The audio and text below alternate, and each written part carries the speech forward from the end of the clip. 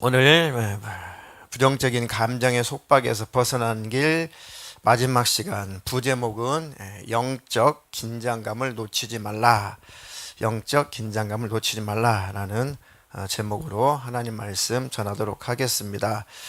우리 제목만, 부제목만 두 번 같이 읽도록 하겠습니다. 부제목만 시작. 영적 긴장감을 놓치지 말라. 영적 긴장감을 놓치지 말라. 부정적인 감정의 속박에서 벗어나는 것과 영적인 긴장감을 놓치지 않는 것은 어떤 상관관계가 있는가, 오늘 말씀을 통해서 깨달으시기를 축복합니다. 본문은 베드로전서 4장 7절로 10절입니다. 베드로전서 4장 7절로 10절 본문을 대독하겠습니다. 만물의 마지막이 가까이 왔으니 그러므로 너희는 정신을 차리고 근신하여 기도하라. 무엇보다도 뜨겁게 서로 사랑할지니 사랑은 허다한 죄를 덮느니라. 서로 대접하기를 원망 없이 하고 각각 은사를 받은 대로 하나님의 여러 가지 은혜를 맡은 선한 청지기 같이 서로 봉사하라. 아멘. 아멘. 만물의 마지막이 가까웠다. 그러면 우리는 무엇을 준비해야 되고 우리는 어떻게 살아야 되는가? 너희는 정신을 차리고 근신하여 기도하라. 왜 정신을 차리고 기도해야 되는가? 왜 근신하여 기도해야 되는가? 어떤 삶을 살도록, 어떤 사람이 되도록 근신하여 기도해야 되겠는가? 마지막 때니까 그냥 정신 차리고 기도해라. 그럼 왜 기도하나? 무슨 일 때문에 기도하나? 어떤 삶을 살도록 기도해야 되나? 나는 어떤 사람이 되어야 하기 때문에 기도를 해야 되나? 기도하는 이유가 분명해야 됩니다. 기도 시간을 채우는 것은 기도의 목적에서 벗어난다면 그렇게 큰 의미는 없습니다. 확실하게 기도의 이유, 목적을 가지고 기도하시기를 축복합니다.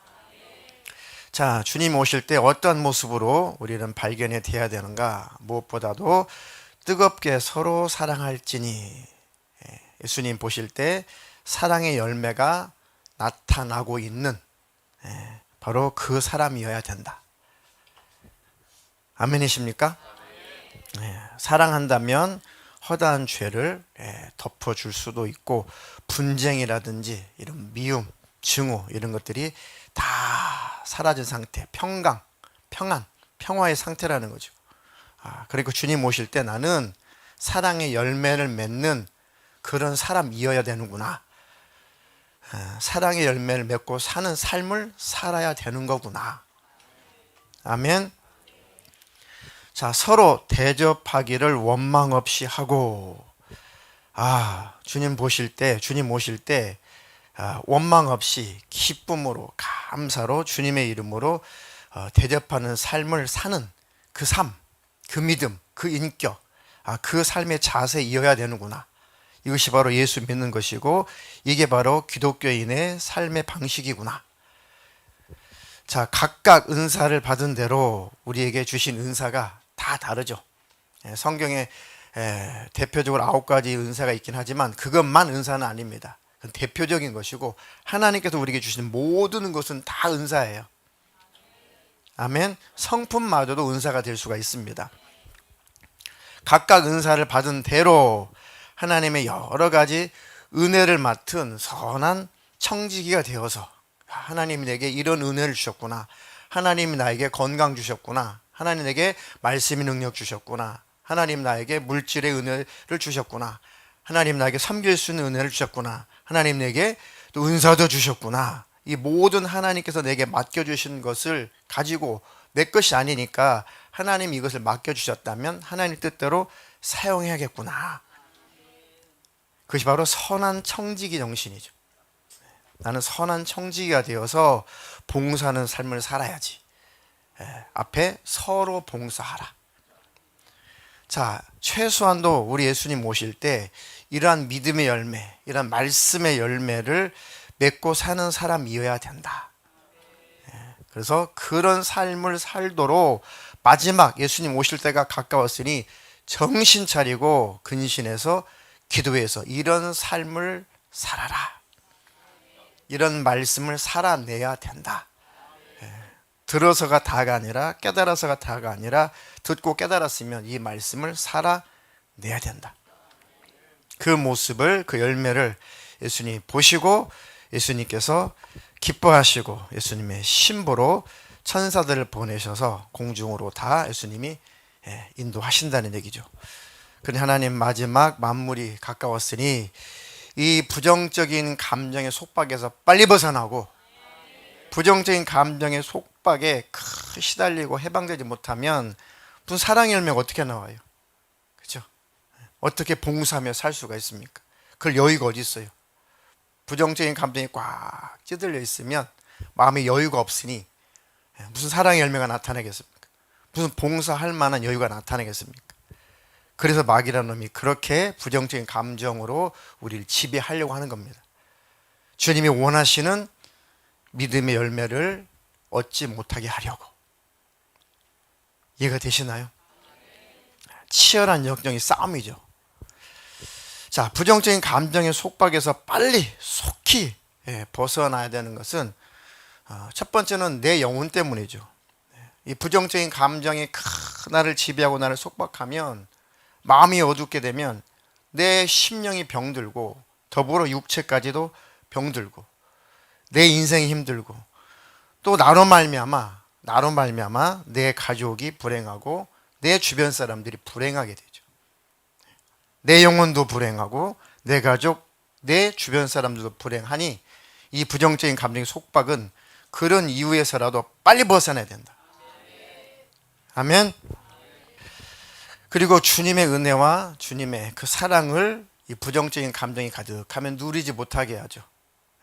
우리 안에 부정적인 감정들이 가득 차면 십자가의 은혜 그렇게 다가오지 않아요. 주님의 그 음성이 잘 들려오지 않습니다. 그러니까 정신이 멍해져서 주님의 그 음성이 잘 들려오지 않아요. 주의 말씀이 잘 깨우쳐지지 않습니다. 혼미해서 그래요. 혼미해서. 생각이 부정적인 생각으로 가득하게 되면 예를 들면 내 안에 분노가 가득해 보세요. 막 죽이고 싶도록 미운 감정이 가득해 보세요. 주의 음성 들려와요? 안 들려와요. 말씀이 들려와요? 말씀 절대 안 들려옵니다. 빨리 끝나라. 예배 오긴 왔는데 빨리 끝나라. 말씀 절대 들려오지 않습니다. 일례로 그런 겁니다. 그러니까 주님의 은혜를 나누지 못하고 주님의 음성도 듣지 못하고 주님의 사랑을 누리지 못하니 영적으로 감각이 점점점 무뎌지겠죠. 우리 영적인 감각이 살아나려면 주님의 은혜가 경험이 돼야 돼요. 주님의 사랑을 늘 누리며 살아야 됩니다. 그래야 우리가 영적인 감각이 살아나요. 야, 주님의 사랑은 이런 거구나. 주님의 은혜는 이런 거구나. 천국을 소망한다는 건 이런 거구나. 야, 정말 주님 정말 빨리 오셨으면 좋겠다. 만큼 이렇게 영적인 감각이 살아나서 그 날이 가까운 것을 보면 볼수록 더 주님을 사모해야 된다는 거예요. 영적인 감각이 둔해지면 그런 고백이 돼요. 두려움만 있죠. 그런 의미에서도 부정적인 감정의 속박에서는 빨리 벗어나야 된다. 이 마귀의 작전이죠. 첫 번째는 내 영혼 천국 못 가게 하려고. 미움이 가득 찬 사람들은 그 미움의 속박에서 벗어나지 못하면 영적으로는 귀신 역사이기 때문에 천국 절대 못 들어가요. 절대 못 들어갑니다. 천국 미움을 가지고 들어가는 것이 아니에요. 그것을 벗어버리는 거죠. 그러니까 하나님께서 그 모든 천국에 들어오는 일에, 천국에 들어가는 일에 모든 걸림돌이 되는 것을 다 인생 속에서 치우죠. 다 치우게 만들어요. 그래도 안 되니까 때로는 우리의 몸을 치시기도 해요. 병상에 누워서 시름시름 앓기도 하면서 나를 돌아보고 하나님과 관계를 생각해보고 내 가족과 내 이웃과의 관계를 돌아보면서 다 부질없는 거구나. 몹시 알아보세요. 몹시 알아보세요. 그때 미움, 증오, 막 그런 것을 생각할 겨를이 없어요. 몸이 끙끙 앓으면 빨리 이 통증, 이 앓는 것, 이 고통에서 아유, 빨리 벗어났으면 좋겠다. 아유, 이 고열에 시달리는데 이거 열만 좀 내렸으면 좋겠다. 무슨 여유가 있어요? 아무 여유가 없죠. 들림받지 못하게 하려고 하는 또 마귀의 작전입니다. 속지 않기를 주님의 이름으로 축복합니다. 그래서 부정적인 이 감정의 속박에서 벗어난 길, 지금까지 쭉 시리즈로 말씀을 드렸고, 오늘은 마지막 시간입니다. 마지막으로, 그래서 영적인 감각이 늘 유지가 되려면 이 영적인 긴장감을 놓치면 안 된다. 지옥에 들어가서 엄청난 그 고통과 그 뜨거운 그 지옥의 그 불구덩이 속에 들어가서 고통당한다면 그 지옥의 불구덩이 속에서도 막 시기하고 막 질투할 만한 여유가 있을까요? 아, 나 외로워. 우울해. 그런 것을 생각할 만한 겨를이 있을까요? 그 뜨거운 불구덩이 속에서 무슨 여유가 있을까요?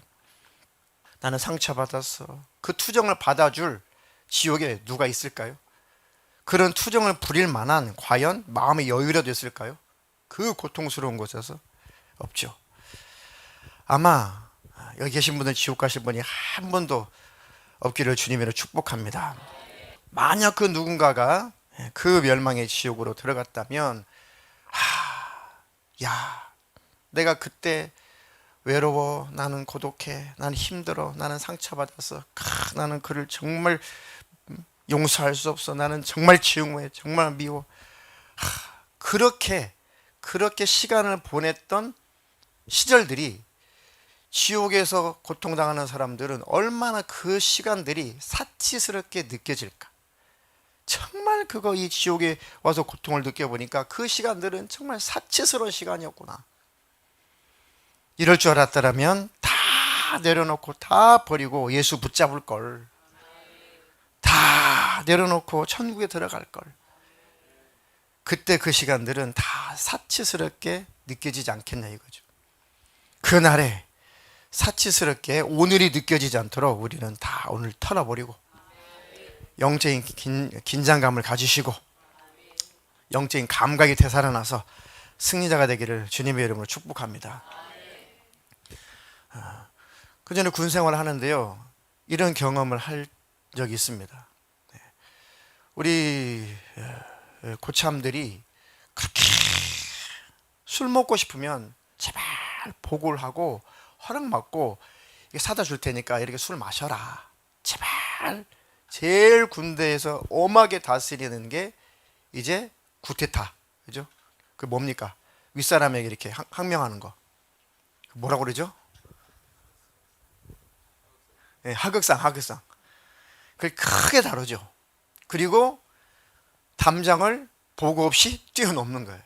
그 영외로 보고 없이 도망가는 게 제일 큰 게 다스리는 죄입니다.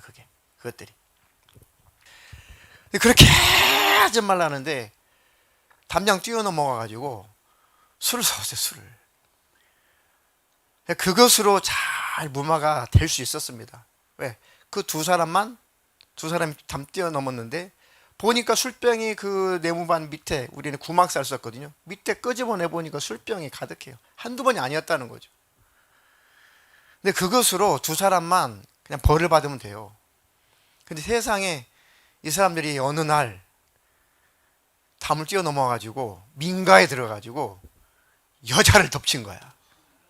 물론 미수에 끝나긴 했지만 아주 난리가 났습니다. 근데 우리는 독립중대예요. 독립중대. 그러니까 뭐 한 100 중대긴 하지만 한 40명 가량 돼요. 최하 120명은 항상 상주했던 큰 중대입니다. 그러니까 담벼락이 쭉 쳐져서 정말 이 부대가 조그맣죠. 연대도 아니고 더더구나 사단도 아니고 그 흔한 대대도 아니고 그냥 하나의 중대 규모인데 그냥 거기에서 횟수로 3년을 살아야 돼요. 답답하긴 하죠. 아주 그냥 난리가 났습니다. 그래서 전 중대원들 다 완전 군장에 집합 시켜가지고 그 연병장을, 그것도 한여름인데요, 연병장을 돌게 하는데 세상에 그 중대장님이 경험 없는 소대장님을 시켰어요. 그 벌을 주는 일이. 중대장님은 그 뭐라 그러죠? 중대장님 숙소에서 집무실에서 가만히 이렇게 계시고 경험 없는 소대장님을 시켰어요. 아까 이게 벌을 줘도 매를 대도 때릴 수 있는 사람이 때려야 되거든요. 그래야 골병 안 들거든요.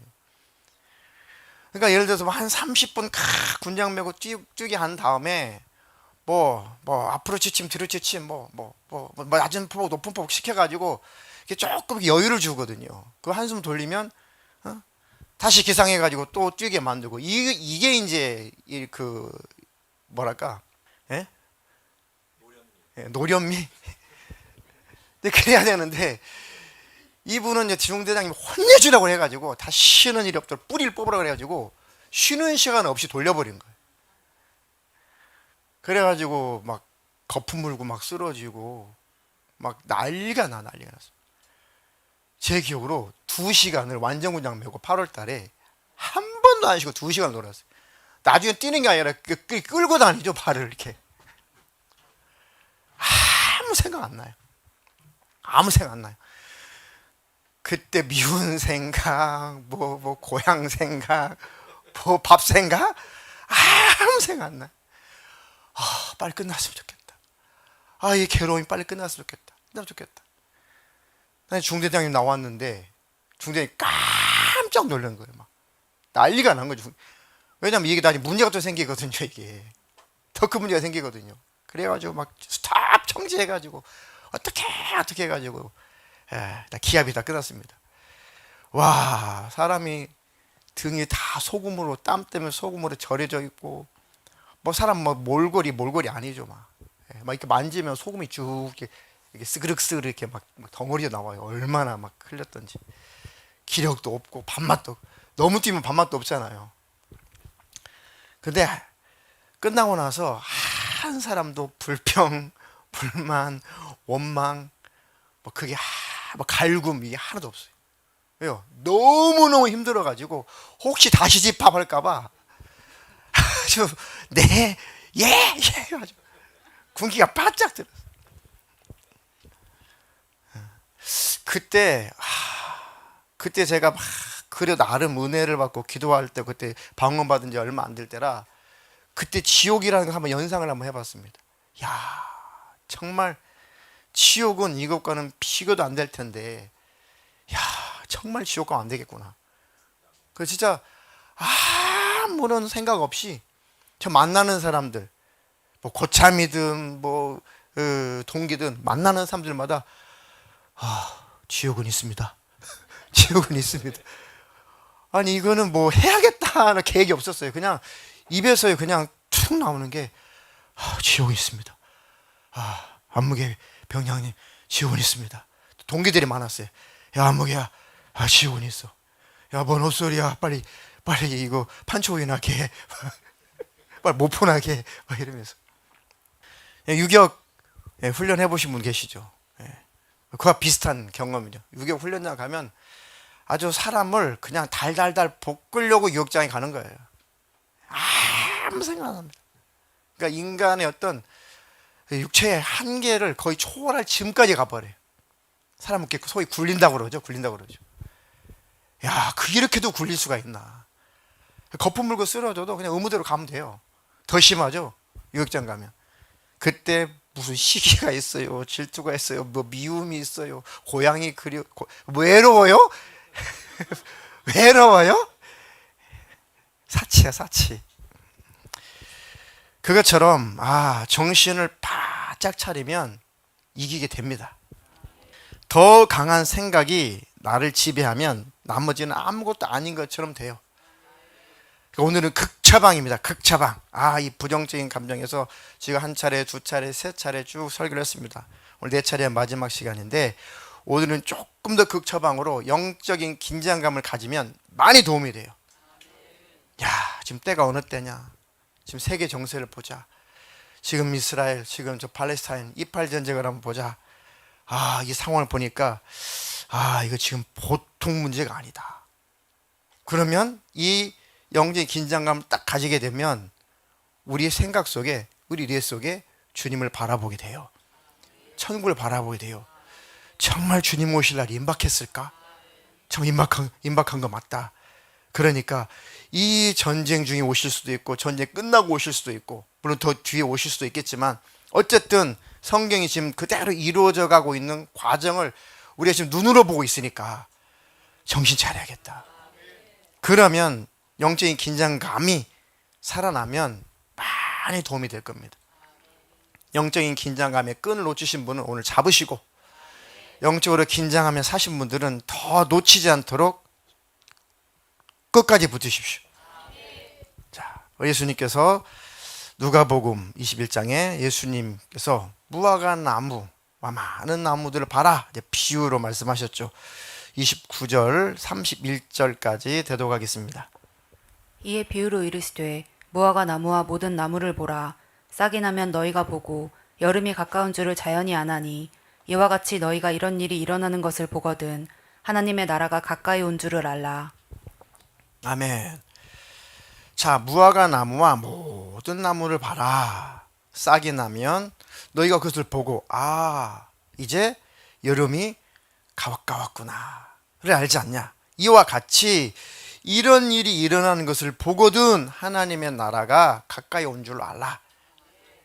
예수님이 재림하실 날이 이제는 다 됐다는 것을 알라. 예수님 오시면 하나님 나라는 완성이죠, 완성. 그렇게 말씀하시는 겁니다. 같은 의미예요. 하나님 나라가 가까이 온 줄로 알아. 예수님이 재림의 때가 다 된 줄로 알아라. 그럼 그 앞에 예수님이 어떤 말씀을 하셨어요? 일단 길지만 20절로 28절까지 예수님이 그 앞에 어떤 말씀을 하셨는지 또 한번 보겠습니다. 너희가 예루살렘이 군대들에게 에워싸이는 것을 보거든 그 멸망이 가까운 줄을 알라. 그때 유대에 있는 자들은 산으로 도망갈 것이며 성내에 있는 자들은 나갈 것이며 촌에 있는 자들은 그리로 들어가지 말지어다. 이날들은 기록된 모든 것을 이루는 징벌의 날이니라. 그날에는 아이벤 자들과 젖먹이는 자들에게 화가 있으리니 이는 땅에 큰 환난과 이 백성에게 진노가 있겠음이로다. 그들이 칼날에 죽임을 당하며 모든 이방에 사로잡혀 가겠고 예루살렘은 이방인의 때가 차기까지 이방인들에게 밟히리라. 1월 성신에는 징조가 있겠고 땅에서는 민족들이 바다와 파도의 성난 소리로 인하여 혼란한 중에 곤고하리라. 사람들이 세상에 임할 일을 생각하고 무서워함으로 기절하리니 이는 하늘의 권능들이 흔들리겠음이라. 그때 사람들이 인자가 구름을 타고 능력과 큰 영광으로 오는 것을 보리라. 이런 일이 되기를 시작하거든 일어나 머리를 들라. 너희 속량이 가까웠느니라 하시더라. 아멘. 자, 예수님이 오시기 전에 이 세상은 어떤 일들이 일어나는가 여러 가지 그런 징조에 대해서 구약뿐만 아니라 신약에 훨씬 더 구체적으로 많이 기록이 되어 있죠.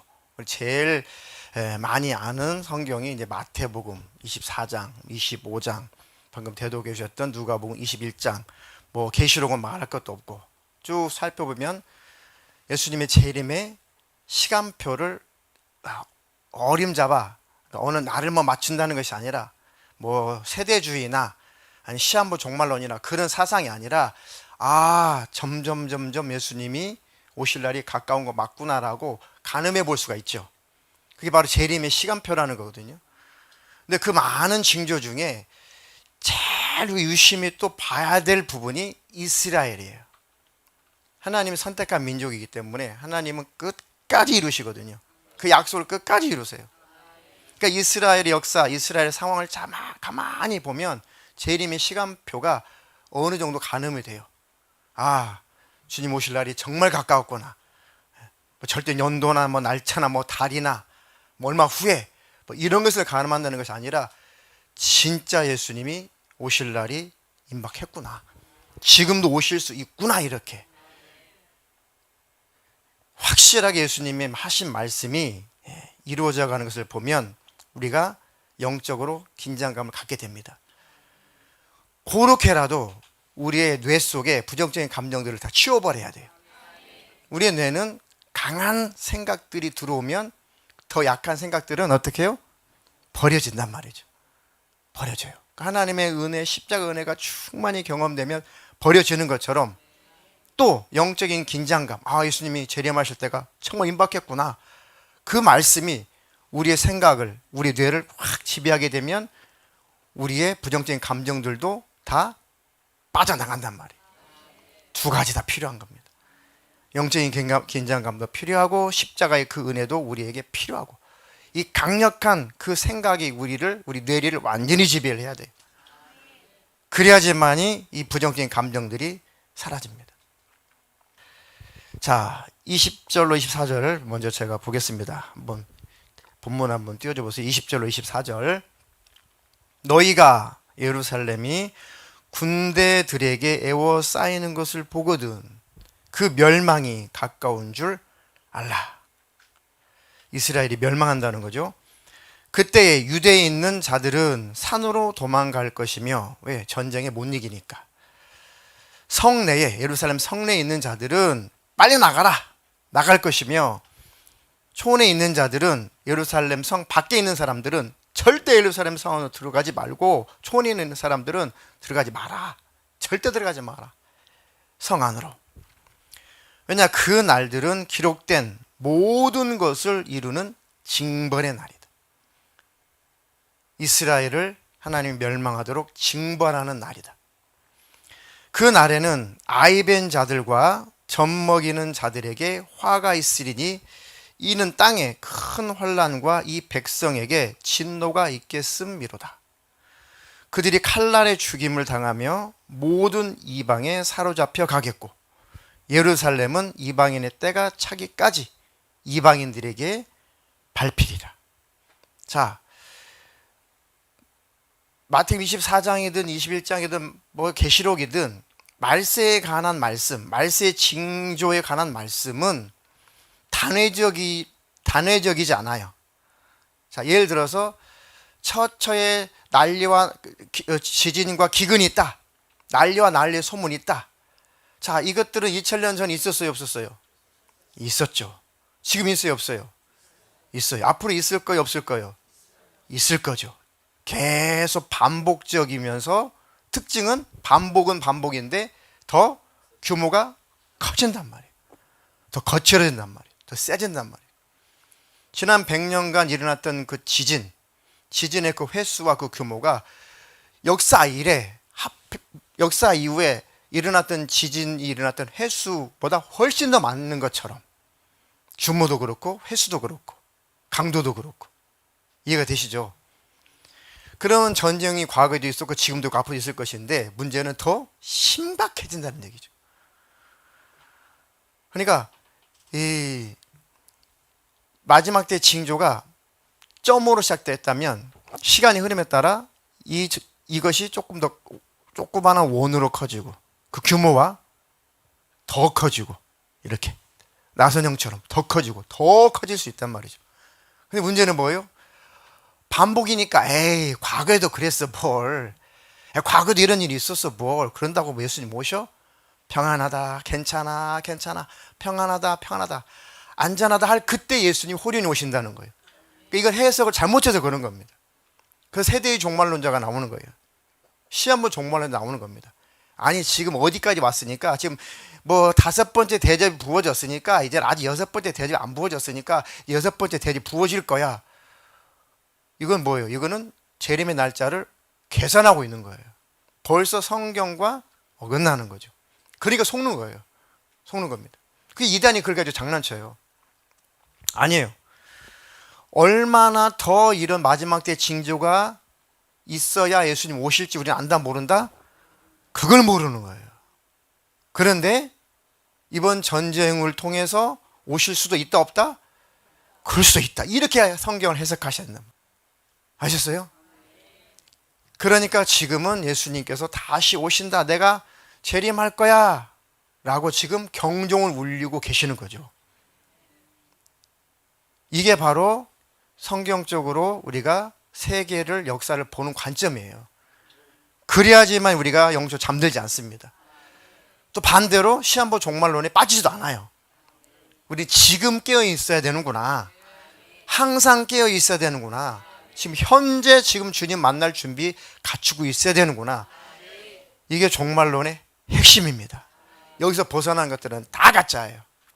다 가짜입니다. 자신 있게 말하는데 이 가르침에서 벗어난 것들은 다 가짜예요. 가짜. 성경대로 그러므로 깨어 있으라. 이 말씀만 우리는 가지면 정말로 공부 안 해도 돼요. 공부는 제가 할게요. 예. 저도 살고 싶어가지고 정말 예수 믿는 교회를 다니기 시작한 1989년도부터 정말 종말론에 대해 관심이 굉장히 많았어요. 굉장히 많았어요. 그때는 이제 바코드가 666 표다. 예.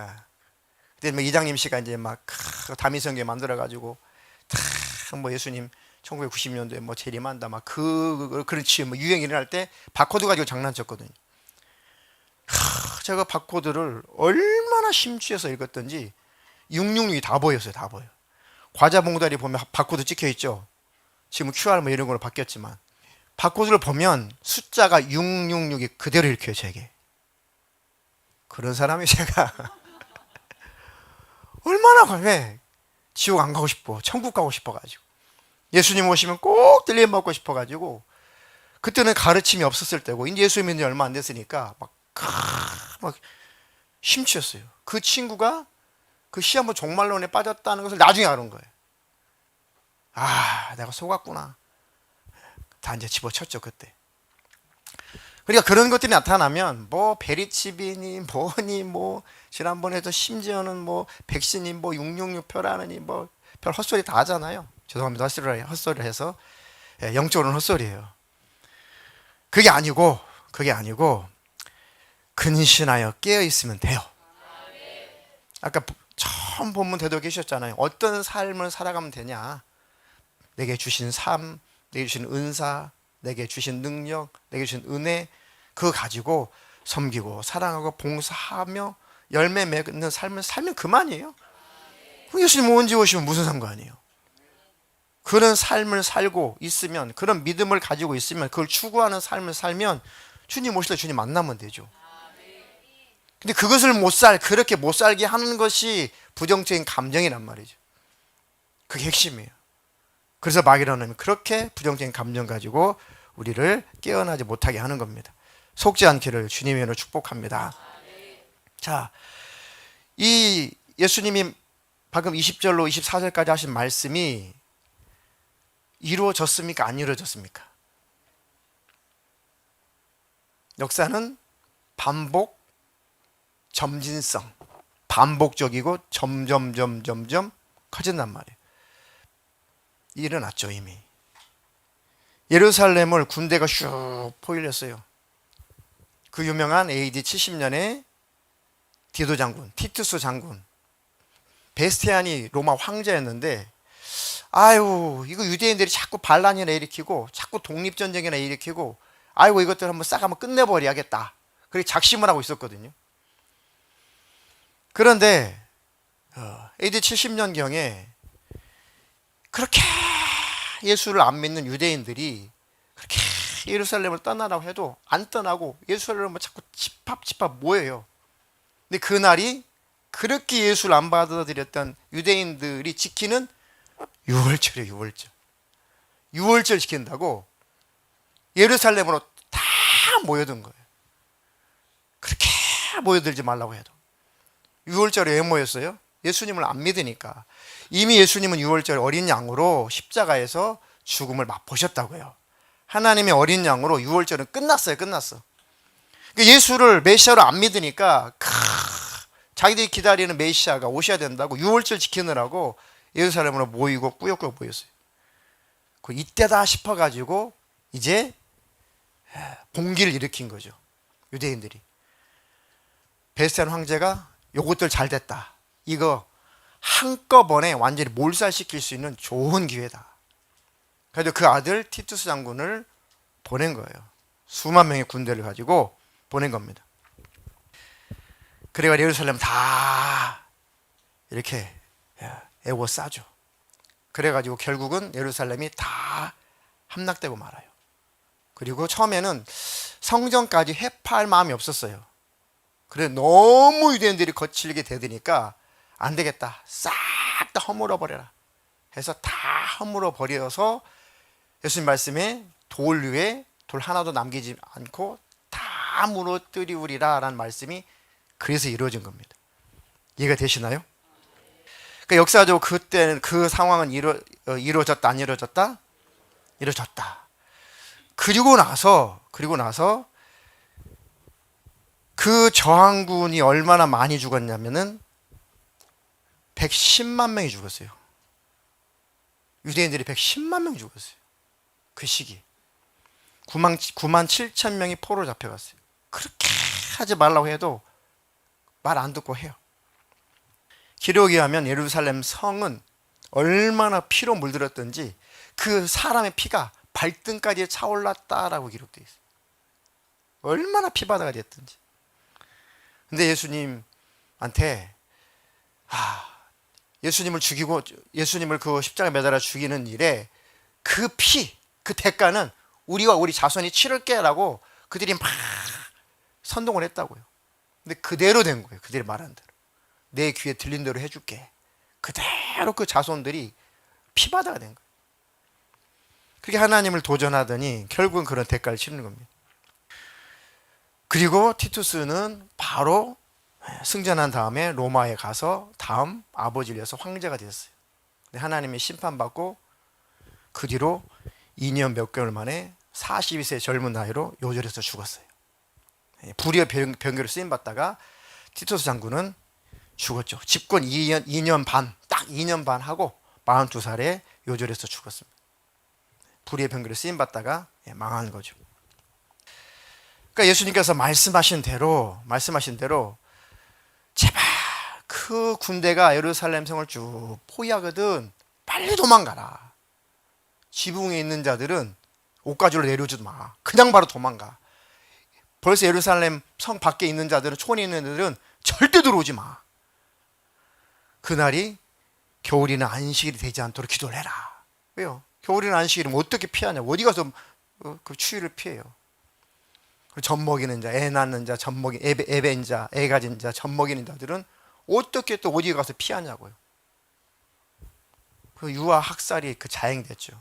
그래서 엄청나게 많은 배를 갈라 태아를 끄집어내서 죽이고 어린 애들을 보는 앞에서 막 죽이고 엄청난 그런 만행을 저질렀죠.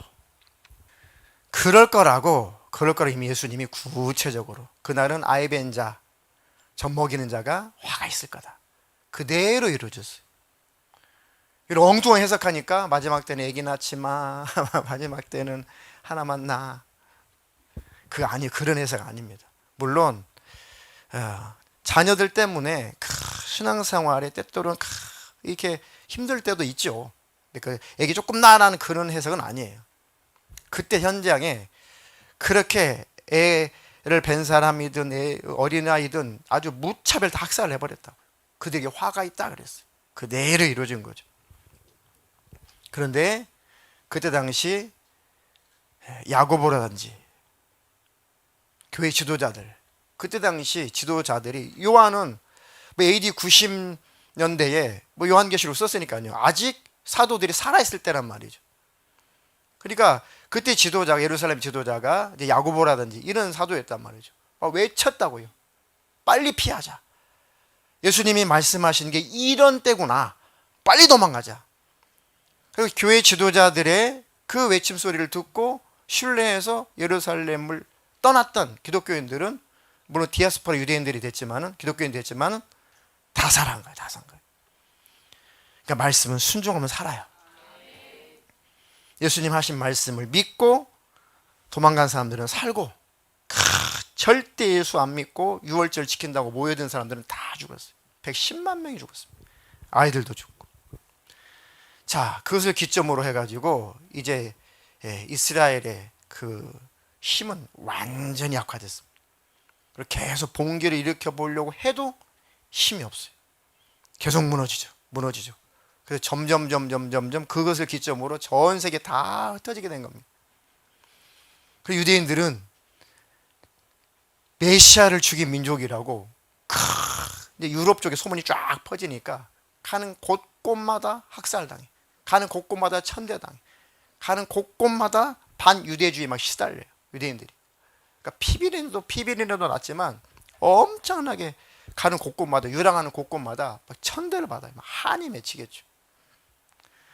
그걸 통해서라도 하나님은 좀 깨닫기를 바라셨는데 절대 안 믿어요. 그래도 안 믿어요. 그래서 하나님이 유대인들을 선택하신 겁니다. 제일 목이 굳은 백성이다라고 이미 구약부터 나와요. 그 목이 굳은 백성을 예수님, 하나님이 품어 보시겠다고 택한 거예요. 이해가 되시죠? 그러니까 유대인들을 상대하는 하나님을 보면 하나님의 사랑이 대단하구나. 그런 유대인들에게 다시 회복시켜 줄게 라고 아브라함 때부터 신명기부터 쭉 하신 말씀을 이루시려고 또 하나님 회복도 시켜주세요. 참 대단하시죠. 그 유명한 십자군 전쟁 때는 아주 유대인들을 죽이려고 작정한 전쟁 아닙니까? 엄청나게 많이 학살당하죠. 13세기 정도, 1200년대 그때는 유대인들이 가지고 있는 그 토지까지도 싹 다 어느 곳에 어느 유럽에서 머물러 있든지 어느 유럽에서 소유하고 있든지 유대인들의 모든 토지는 다 빼앗아 버리도록 그 회의에서 결정도 납니다. 14세기 유럽에 무슨 병이 발생했어요? 유럽의 3분의 1이 죽어버린 병, 흑사병이 발병했죠. 근데 유대인들은 흑사병에 거의 안 걸린 거예요. 왜요? 유대인들은 위생이 철저하거든요. 율법에 따라 유대인들은 또 그들의 전통이 있잖아요. 전통. 그들이 만든 유전 이런 거, 장로의 법 이런 걸 철저히 지키니까 위생이 아주 좋았다고요. 그러니까 유대인들은 거의 흑사병이 안 걸렸어요. 그래서 흑사병을 퍼뜨린 범인이 누구라고 지목한 거예요? 유대인이라고 지목한 거예요. 어떻게 지네만 안 걸릴 수 있어? 또 학살당했어요. 그러니까 가는 곳곳마다 피비린내가 나는 겁니다. 저것들이 분명히 우물에다가 그 균을 넣었을 거야. 그 독을 집어넣었을 거야. 그 대량 학살당했어요. 제일 심각했던 역사는 뭡니까? 유대인들이 대량 학살당했던 제일 심각했던 사건. 그죠? 히틀러에 의해서 600만 명 이상이 몰살당했습니다. 최고의 절정이죠. 홀로코스트라고 하잖아요. 그런 영화가 지금도 그렇게 수 없는 영화가 나오고 얼마나 대단한 사건인지 지금도 영화가 나오잖아요. 아마 다음 세대에 또 나올걸요, 그런 영화는. 그렇게 지독한 그런 대가를 치렀습니다. 그러니 이 이스라엘 백성들이 얼마나 한이 많냐. 얼마나 한이 많아요. 자기들이 잘못한 대가인데 대가라고 깨달으면 예수를 믿고 돌아올 텐데 못 깨달으니까 한만 남은, 악만 남은 거죠. 그래도 하나님이 그 민족을 품어요. 그래서 하나님의 사랑이 또 증명이 되는 겁니다. 그런 역사 때문에 지금에 와서 자기들의 영토를 지키겠다고 목숨을 걸어요. 포로는 포개도 영토는 지키겠다는 거죠. 지금 이 28 전쟁이 정말 3차 대전으로 번지지 않도록 기도해야 돼요. 더 이상 이 전쟁이 다른 나라까지 이렇게 합세하지 않도록. 왜냐하면 지금은 그 팔레스타인하고 이스라엘만의 문제가 아니잖아요. 얽히고 설키했잖아요. 세계 정세라는 게. 자, 이스라엘, 미국, 대부분의 유럽 국가 똘똘 뭉쳐 있죠. 그죠?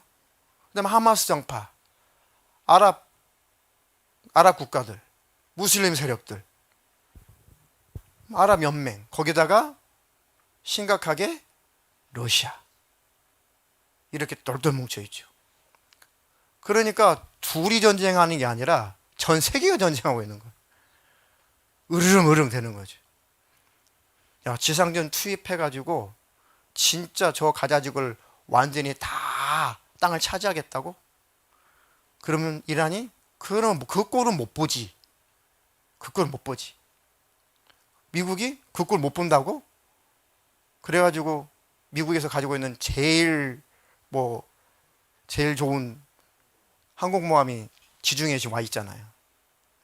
그러니까 이게 뭐 28 전쟁이 아니라 지금의 전쟁은 세계대전이 되는, 3차 세계대전이 될 수 있는 그런 불씨가 아주 많이 남아 있다는 거죠. 기도해야 됩니다, 진짜. 아이고 진짜 주님이 끝내버리시려고 그러나? 이 세상 끝내시려고 정말 그리 오시려고 그러나? 지금 상황은 유례가 없는 상황이죠. 이스라엘이 그 첨단의 아이언돔을 가지고도 아무리 방사선이 미사일 날라와도 거의 90 몇 프로를 다 공중에서 파쇄할 수 있는 그 방어 아이언돔을 가지고 있는데도 이번 5천 발을 그대로 다 맞아버렸잖아요. 그러니까 이스라엘 입장에서는 자존심 엄청 상한 거죠. 얕잡아 보이면 안 되죠. 이번에 본때를 보여주지 않으면 앞으로는 더 이스라엘은 심각한 공격을 당하기 때문에 이스라엘도 포기할 수 없는 상황이에요. 오늘 유엔에서 발표를 했어요.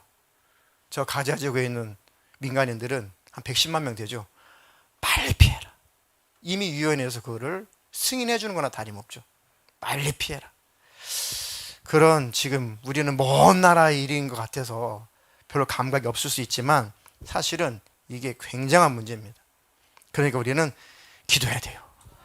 하나님 제발 전쟁이 끝나게 해주세요. 그리고 무고하게 그 많은 민간인들이 수천 명이 죽어가고 있는데 예수님 불쌍히 여겨주세요.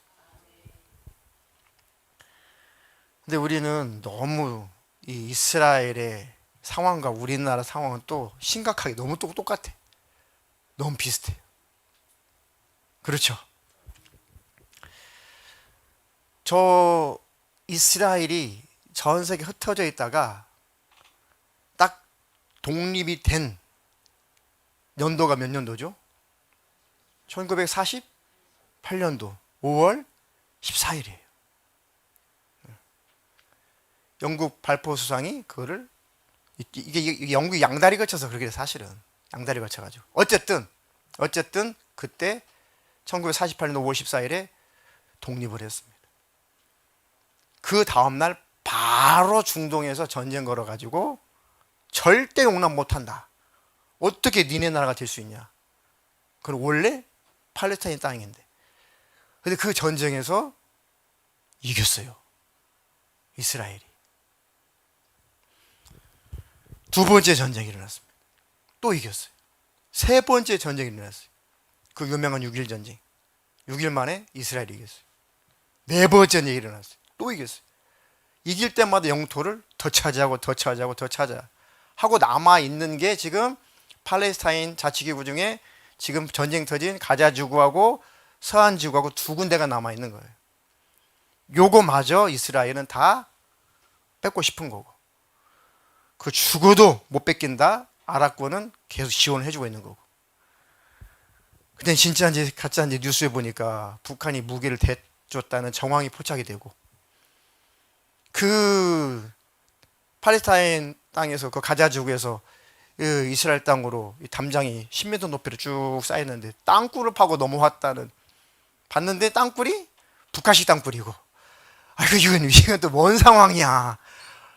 이건 또 뭔 상황이냐고. 그러니까 이게 어떻게 해결이 되느냐에 따라서 김정은도 굉장한 생각을 많이 할 겁니다. 되구나. 우린 세상에 사드 하나 배치한다고 그거 하나 못 녹여가지고 얼마나 골치 아팠습니까? 그 첨단의 이스라엘 아이언돔을 가지고도 갑자기 5천 발이 날라오는데 새로운 방식이라서 그거를 방어를 못한 상황인데, 경상도 저쪽에 사드 갖다 놨는데 김정은이가 오 되네 가능하네, 그렇게 이 생각이 귀신에게 지배당하면 지금이 20세기가 아니잖아요. 현재 일어나는 상황들이잖아요. 그러니까 이것도 하나님께서 한국 교회에 대한 경종 울리고 계시는구나. 각자 우리에게 경종 울리고 계시는구나. 그러니까 부정적인 감정 뭐 이런 것에 내가 막 지금 싸울 그것은 사치다. 이 상황 속에서 빨리 그런 것들은 아무것도 아닌 것처럼 버리기로 작정하고 예수님 붙잡아야 된다. 예수님 끝까지 주님 붙잡겠습니다. 주님 항상 내 안에 계셔서 나를 인도해 주십시오. 그 평강이 있기를 주님의 이름으로 축복합니다.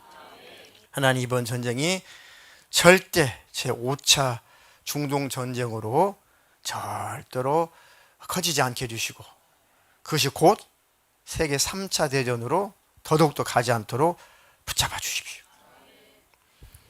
하나님께서 그 백성들에게, 유대인들에게 기회를 주셔가지고 그 많은 전쟁을 치르고 나서도 예수님은 재림하지 않으셨어요. 근데 이번에는 엄청난 또 전쟁이죠. 이번에도 전쟁이 끝난 다음에도, 전쟁 중에도 예수님이 안 오실라나, 아니면 예수님이 끝내실라나 우리는 알 수 없지만, 우리는 예수님의 재림에 경종을 울리고 계시다라고 우리 믿고 우리 깨어나면 됩니다. 깨어있으면 됩니다. 자, 그 뒤로 25절로 28절 마저 보겠습니다. 25절로 28절. 1월 성신에는 징조가 있겠고 땅에는 민족들이 바다와 파도의 성난 소리로 인하여 혼란 중에 곤고하리라. 사람들이 세상에 임할 일을 생각하고 무서워함으로 기절하리니 이는 하늘의 권능들이 흔들리게 했습니다. 그때의 사람들이 인자가 구름을 타고 능력과 큰 영광으로 오는 것을 보리라. 이런 일이 되기를 시작하거든 일어나 머리를 들라. 너희 속량이 가까웠느니라 하시더라. 자, 이 부분은 이스라엘 땅뿐만 아니라 전 세계적으로 일어나는 상황이죠. 이렇게까지 상황은 거칠어지고 거세진다는 얘기죠. 이해가 되십니까? 그러니까 지금은 중동 땅에서 팔레스타인 땅에서 일어난 사건인데, 그 나라 일이지라고 생각하지 말고 그 일이 우리에게도 닥쳐올 수 있다 뿐만 아니라 이 일을 통해서 예수님께서 다시 오실 수도 있다 라고 우리는 확실하게 굳게 믿고 경각심을 가지고 살면 절대 탈락될 일도 없다. 아멘. 아무것도 아닌 것처럼 여기는 것이, 그게 더 문제입니다. 지금은 영적으로 잠을 자다가도 벌떡 일어날 때입니다. 영적으로 잠재우는 약한 영이 부정 감정을 가지고 영적으로 우리를 무디게 만드는 거예요. 그래서 빨리 일어나라는 겁니다. 그리고 이런 류의 설교를 하나님께서 몇 주 전부터 계속 하게 하시는 게, 빨리 좀 벗어나라 이제. 그럴 때가 아니다. 언제까지 그렇게 아파요, 상처받았어요, 우울해요, 언제 외로워요, 미워 죽겠어요, 언제 그러고 있겠냐. 빨리 그 압박에서, 속박에서 빨리 벗어나고 이제는 깨어나라. 그 경종으로 들으신다면 복입니다. 로마서 13장 11절로 14절입니다. 또한 너희가 이 시기를 알거니와 자다가 깰 때가 벌써 되었으니 이는 이제 우리의 구원이 처음 믿을 때보다 가까웠음이라. 밤이 깊고 낮이 가까웠으니 그러므로 우리가 어둠의 일을 벗고 빛의 갑옷을 입자. 낮에와 같이 단정히 행하고 방탕하거나 술 취하지 말며 음란하거나 호색하지 말며 다투거나 시기하지 말고 오직 주 예수 그리스도로 옷 입고 정욕을 위하여 육신의 일을 도모하지 말라. 아멘. 너희가 이 시기를 알거니와 자다가 깰 때가 벌써 되었다. 2000년 전에 기록된 말씀이니 지금 얼마나 더 깨어 있어야 되겠냐고요. 이제 우리의 구원이 처음 믿을 때보다 가까웠다. 그때 가까워서 지금 얼마나 더 가까웠겠냐고요. 밤이 깊고 이제 낮이 가까웠다. 주님 오실 날이, 생명의 빛이 되신 예수님 오실 날이 가까웠다. 그때도 그렇게 예수님을 기다렸던 시대잖아요. 예루살렘에 폭삭 망했네. 예수님 예언대로 다 이루어졌네. 그럼 예수님 진짜 오시겠네? 그랬던 시기예요. 근데 30년, 40년 지나는데 왜 안 오시지? 예루살렘 함락됐는데? 그래가지고 막 성경을 기록한 거예요. 마지막 계시록도 기록이 된 거고. 왜요? 예수님이 오실 수 있었죠, 그때도. 그런데 조금 유예 기간을 주신 겁니다. 이해가 되세요? 그때 오실 수 있었어요. 이미 다 이루어졌으니까. 그렇지만 예수님이 지금도 하나라도 더 깨닫고 믿고 회개하고 돌아오기를 기다리는 거예요. 그러니까 조금 하나님께서 여유를 주시는 거를 괜찮다, 괜찮다, 안전하다, 평안하다 할 그때 아이베인 여인이 해산의 고통이 호련히 찾아온 것처럼 예수님의 재림도 그렇게 온다 그랬으니까, 잠든 자는 그렇게 될 것이고 근신하여 깨어있는 자는 마라나타, 아멘, 주 예수여 오시옵소서. 그 믿음 가지고 살기를 축복합니다. 오늘 본문 다 같이 한번 대독하고, 베드로전서 4장 7절로 10절 다 같이 한번 대독하고 찬양하고 통성으로 기도하겠습니다. 시작. 만물의 마지막이 가까웠으니 그러므로 너희는 정신을 차리고 근신하여 기도하라. 무엇보다도 뜨겁게 서로 사랑할지니 사랑은 허다한 죄를 덮느니라. 서로 대접하기를 원망 없이 하고 각각 은사를 받은 대로 하나님의 여러 가지 은혜를 맡은 선한 청지기 같이 서로 봉사하라. 아멘.